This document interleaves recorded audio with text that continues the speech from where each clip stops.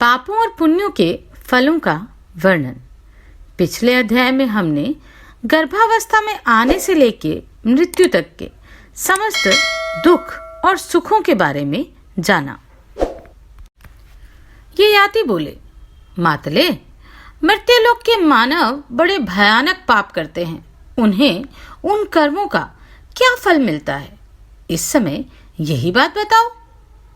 मातली ने कहा, राजन, जो लोग वेदों की निंदा और वेदोक्त सदाचार की गर्हणा करते हैं तथा जो अपने कुल के आचार का त्याग करके दूसरों का आचार ग्रहण करते हैं, जो सब साधुओं को पीड़ा देते हैं, वे सब पातकी हैं। तत्ववेता पुरुषों ने इन दुष्कर्मों को पातक नाम दिया है। जो माता पिता की निंदा करते हैं, बहन को सदा मारते और उसकी गर्हणा करते हैं, उनका यह कार्य निश्चय ही पातक है। जो श्राद्ध काल आने पर भी काम, क्रोध अथवा भय से 5 कोस के भीतर रहने वाले दामाद, भांजे तथा बहन को नहीं बुलाता और सदा दूसरों को ही भोजन कराता है, उसके श्राद्ध में पितृ अन्न ग्रहण नहीं करते, उसमें विघ्न पड़ जाता है। दामाद आदि की उपेक्षा श्राद्धकर्ता पुरुष के लिए पितृहत्या के समान है, उसे बहुत बड़ा पातक माना गया है। इसी प्रकार यदि दान देते समय बहुत से ब्राह्मण आ जाए और उनमें से एक को तो दान दिया जाए और दूसरों को ना दिया जाए, तो यह दान के फल को नष्ट करने वाला बहुत बड़ा पातक माना गया है। ब्राह्मण, क्षत्रिय, वैश्य और शूद्र को उचित है कि वह प्रत्येक पुण्य पर्व के अवसर पर निर्धन ब्राह्मण की पूजा करे तथा जहां तक हो सके उसे धन की प्राप्ति कराए। श्राद्ध के समय निमंत्रित ब्राह्मण के अतिरिक्त यदि दूसरा कोई ब्राह्मण आ जाए तो उन दोनों को ही भोजन, वस्त्र, तांबुल और दक्षिणा के द्वारा पूजा करनी चाहिए। इससे श्राद्धकर्ता के पितरों को बड़ा हर्ष होता है। यदि श्राद्धकर्ता धनहीन हो तो वह एक की ही पूजा कर सकता है। जो श्राद्ध में ब्राह्मण को भोजन कराकर आदर पूर्वक दक्षिणा नहीं देता, उसे गौहत्या आदि के समान पाप लगता है। महाराज, व्यतिपात और वैधृति योग आने पर अथवा अमावस्या तिथि को या पिता की क्षया तिथि प्राप्त होने पर अपराह्न काल में ब्राह्मण आदि वर्णों को अवश्य श्राद्ध करना चाहिए। विज्ञ पुरुष को उचित है कि वह अपरिचित ब्राह्मण को श्राद्ध में निमंत्रित ना करे।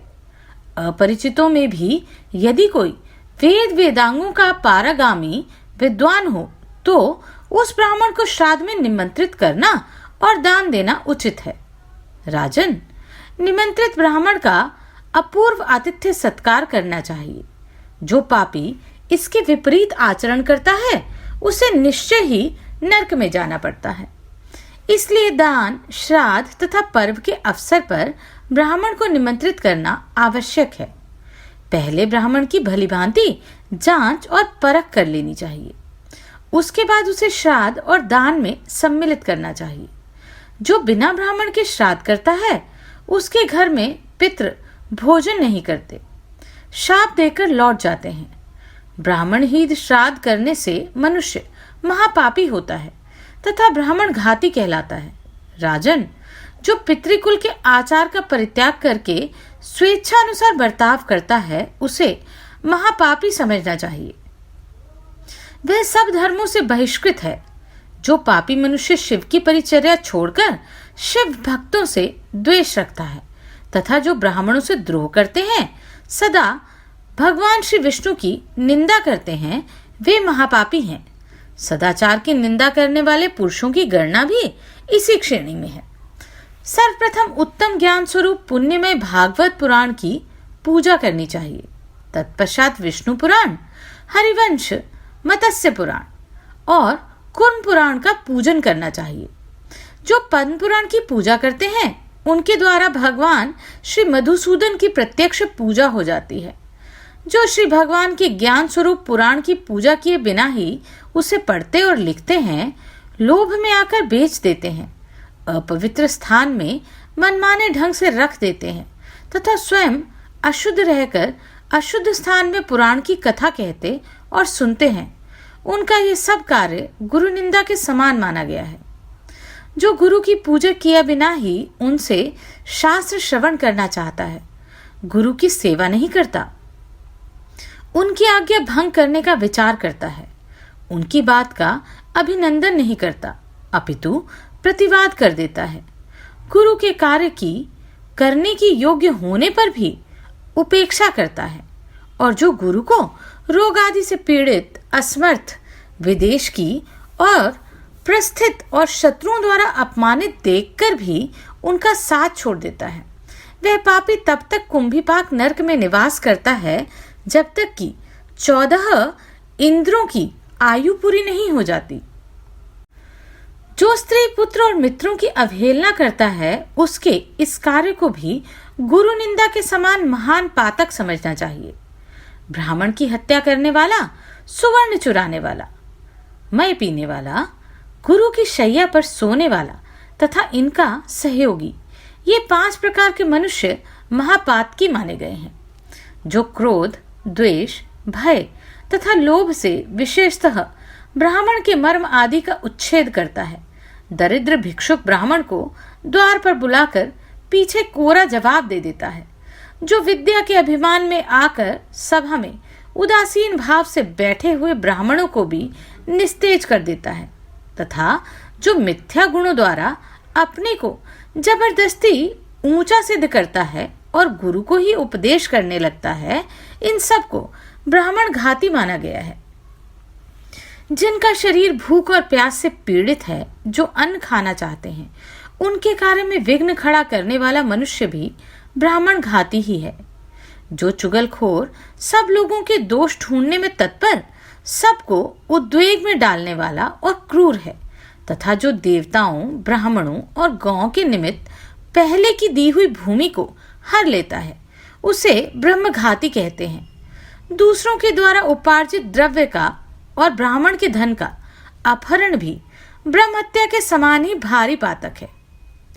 जो अग्निहोत्र तथा पंच यज्ञ आदि कर्मों का परित्याग करके माता पिता और गुरु का अनादर करता है, झूठी गवाही देता है, शिव भक्तों की बुराई और अभक्ष्य वस्तु का भक्षण करता है, वन में जाकर निरपराध प्राणियों को मारता है तथा गौशाला, देव मंदिर, गांव और नगर में आग लगाता है, उसके ये भयंकर पाप पूर्वोक्त पापों के ही समान हैं।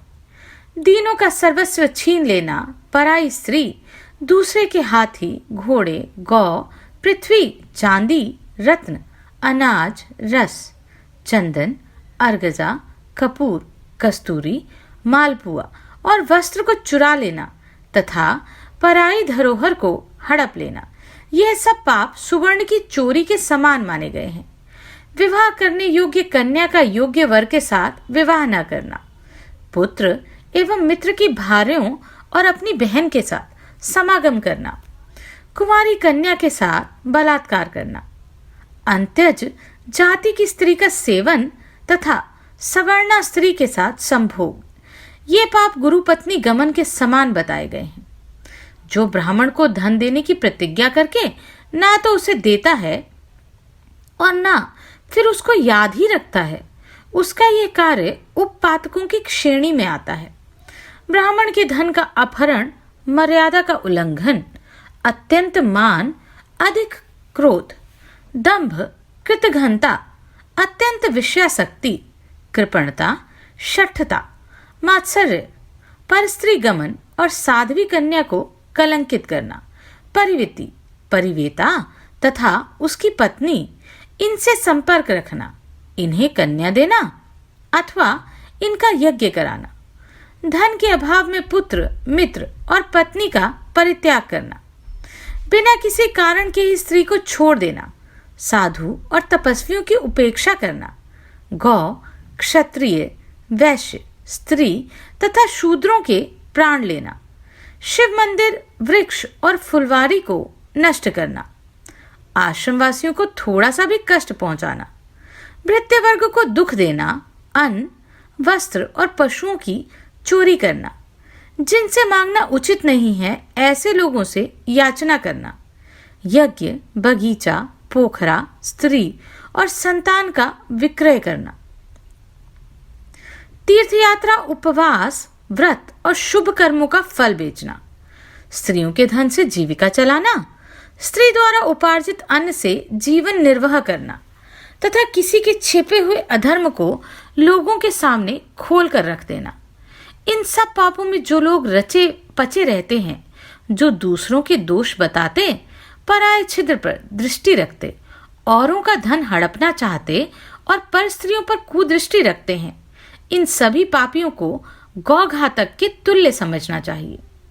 जो मनुष्य झूठ बोलता, स्वामी, मित्र और गुरु से द्रोह रखता, माया रचना और शठता करता है, जो स्त्री, पुत्र, मित्र, बालक, वृद्ध, दुर्बल मनुष्य, भृत्य, अतिथि और बंधु बांधवों को भूखे छोड़कर अकेले भोजन कर लेता है, जो अपने तो खूब मिठाई खाता है और दूसरों को अन्न भी नहीं देता, उन सबको पृथक कृपा की समझना चाहिए। वेदज्ञ पुरुषों में उनकी बड़ी निंदा की जाती है, जो स्वयं ही नियम लेकर फिर उन्हें तोड़ देते हैं, जिन्होंने दूसरों के साथ धोखा किया है, जो मदिरा पीने वालों से संसर्ग रखते और घाव एवं रोग से पीड़ित तथा भूख प्यास से व्याकुल गौ का यत्नपूर्वक पालन नहीं करते, वे गौ हत्यारे माने गए हैं। उन्हें नरक की यातना भोगनी पड़ती है। जो सब प्रकार के पापों में डूबे रहते हैं, साधु, ब्राह्मण, गुरु और गौ को मारते तथा सन्मार्ग में स्थित निर्दोष स्त्री को पीटते हैं, जिनका सारा शरीर आलस्य से व्याप्त रहता है। अतएव जो बार बार सोया करते हैं, जो दुर्बल पशुओं को काम में लगाते हैं, बलपूर्वक हाँकते, अधिक भार लाद कर कष्ट देते और घायल होने पर भी उन्हें जोतते रहते हैं। जो दुरात्मा मनुष्य बैलों को बधिया करते और गायों के बछड़ों को नाथते हैं, वे सभी महापापी हैं। उनके ये कार्य महापातकों के तुल्य हैं। जो भूख प्यास और परिश्रम से पीड़ित एवं आशा लगाकर घर पर आए हुए अतिथि का अनादर करते हैं, वे नरकगामी होते हैं। जो मूर्ख, अनाथ, विकल, दीन, बालक, वृद्ध और क्षुधातुर व्यक्ति पर दया नहीं करते, उन्हें नरक के समुद्र में गिरना पड़ता है। जो नीति शास्त्र की आज्ञा का उल्लंघन करके प्रजा से मनमाना कर वसूल करते हैं और अकारण ही दंड भी देते हैं, उन्हें नरक में पकाया जाता है। जिस राजा के राज्य में प्रजा सूदखोरों, अधिकारियों और चोरों द्वारा पीड़ित होती है, उसे नरकों में पकना पड़ता है। जो ब्राह्मण अन्यायी राजा से दान लेते हैं, उन्हें भी घोर नरकों में जाना पड़ता है। पापाचारी पुरुवासियों का पाप राजा का ही समझा जाता है, अतः राजा को उस पाप से डरकर प्रजा को शासन में रखना चाहिए। जो राजा भलीभांति विचार ना करके जो चोर नहीं है उसे भी चोर के समान दंड देता और चोर को भी साधु समझकर छोड़ देता है, उसे नरक में जाना पड़ता है। जो मनुष्य दूसरों के घी, तेल, गुड़, मधु, ईख, दूध, साग, दही, मूल, फल, घास, लकड़ी, फूल, पत्ती, कांसा, चांदी, जूता, छाता, बैलगाड़ी, पालकी, मुलायम आसन, तांबा, सीसा, रांगा, शंख, बंसी आदि बाजा, घर की सामग्री, ऊन, कपास, रेशम, रंग, पत्र आदि तथा महीन वस्त्र चुराते हैं या इसी प्रकार के दूसरे दूसरे द्रव्यों का अपहरण करते हैं, वे सदा नरक में पड़ते हैं। दूसरे की वस्तु थोड़ी हो या बहुत, जो उस पर ममता करके उसे चुराता है, वे निस्संदेह नरक में पड़ता है। इस तरह के पाप करने वाले मनुष्य मृत्यु के पश्चात यमराज की आज्ञा से यमलोक में जाते हैं। यमराज के महाभयंकर दूत उन्हें ले जाते हैं। उस समय उनको बहुत दुख उठाना पड़ता है। देवता, मनुष्य तथा पशु पक्षी, इनमें से जो भी अधर्म में मन लगाते हैं, उनके शासक धर्मराज माने गए हैं। वे भांति भांति के भयानक दंड देकर पापों का भोग कराते हैं। विनय और सदाचार से युक्त मनुष्य यदि भूल से मलिन आचार में लिप्त हो जाएं, तो उनके लिए गुरु ही शासक माने गए हैं। वे कोई प्रायश्चित कराकर उनके पाप धो सकते हैं। ऐसे लोगों को यमराज के पास नहीं जाना पड़ता। पर स्त्री, लंपट, चोर तथा अन्यायपूर्ण बर्ताव करने वाले पुरुषों पर राजा का शासन होता है।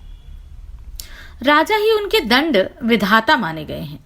परंतु जो पाप छिपकर किए जाते हैं उनके लिए धर्मराज ही दंड का निर्णय करते हैं।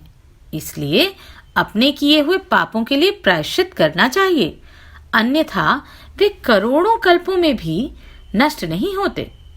मनुष्य मन, वाणी तथा शरीर से जो कर्म करता है उसका फल उसे स्वयं भोगना पड़ता है।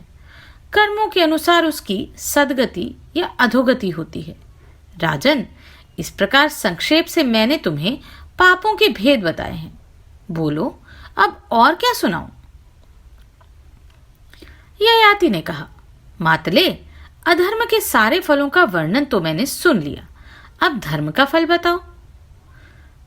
मातली ने कहा, राजन, जो श्रेष्ठ ब्राह्मणों को जूता और खड़ाऊं दान करता है वह बहुत बड़े विमान पर बैठकर सुख से परलोक की यात्रा करता है।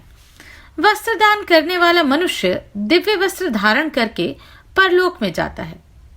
पालकी दान करने से जीव विमान द्वारा सुखपूर्वक यात्रा करता है। सुखासन अर्थात गद्दे या कुर्सी आदि के दान से भी वह सुखपूर्वक जाता है। बगीचा लगाने वाला पुरुष शीतल छाया में सुख से परलोक की यात्रा करता है। फूल माला दान करने वाला पुरुष पुष्पक विमान से जाता है। जो देवताओं के लिए मंदिर, सन्यासियों के लिए आश्रम तथा अनाथों और रोगियों के लिए घर बनवाते हैं वे परलोक में उत्तम महलों के भीतर रहकर विहार करते हैं। जो देवता अग्नि, गुरु, ब्राह्मण, माता और पिता की पूजा करता है तथा गुणवानों और दीनों को रहने के लिए घर देता है वह सब कामनाओं को पूर्ण करने वाला ब्रह्मलोक को प्राप्त होता है।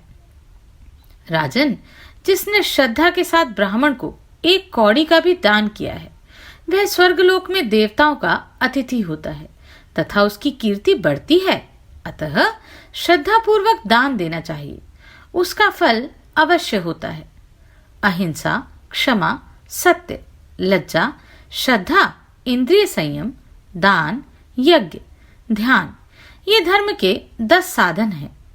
अन्न देने वाले को प्राणदाता कहा गया है और जो प्राणदाता है वही सब कुछ देने वाला है। अतः अन्न दान करने से सब दानों का फल मिल जाता है। अन्न से पुष्ट होकर मनुष्य पुण्य का संचय करता है। अतः पुण्य का आधा अंश अन्नदाता को और आधा भाग पुण्यकर्ता को प्राप्त होता है। इसमें तनिक भी संदेह नहीं है। धर्म, अर्थ, काम और मोक्ष का सबसे बड़ा साधन है शरीर, और शरीर स्थिर रहता है अन्न तथा जल से। अतः अन्न और जल ही सब पुरुषार्थों के साधन है। अन्न दान के समान दान न हुआ है न होगा। जल तीनों लोकों का जीवन माना गया है। यह परम पवित्र, दिव्य, शुद्ध तथा सब रसों का आश्रय है।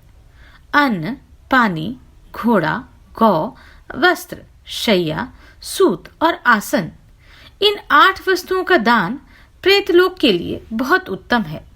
इस प्रकार दान विशेष से मनुष्य धर्मराज के नगर में सुखपूर्वक जाता है। इसलिए धर्म का अनुष्ठान अवश्य करना चाहिए। राजन, जो लोग क्रूर कर्म करते हैं और दान नहीं करते उन्हें नरक में दुस्सह दुख भोगना पड़ता है। दान करके मनुष्य अनुपम सुख भोगते हैं। जो एक दिन भी भक्ति पूर्वक भगवान शिव की पूजा करता है वह भी शिवलोक को प्राप्त होता है। फिर जो अनेकों बार उनकी अर्चना कर चुका है उसके लिए तो कहना ही क्या है। श्री विष्णु की भक्ति में तत्पर और श्री विष्णु के ध्यान में संलग्न रहने वाले वैष्णव वैकुंठ धाम में चक्रधारी भगवान श्री विष्णु के समीप जाते हैं। श्री विष्णु का उत्तम लोक श्री शंकर जी के निवास स्थान से ऊपर समझना चाहिए। वहां श्री विष्णु के ध्यान में तत्पर रहने वाले वैष्णव मनुष्य ही जाते हैं। मनुष्यों में श्रेष्ठ, सदाचारी, यज्ञ कराने वाले, सुनीति युक्त और विद्वान ब्राह्मण ब्रह्मलोक को जाते हैं। युद्ध में उत्साह पूर्वक जाने वाले क्षत्रियों को इंद्रलोक की प्राप्ति होती है तथा अन्यान्य पुण्यकर्ता भी पुण्य लोकों में गमन करते हैं।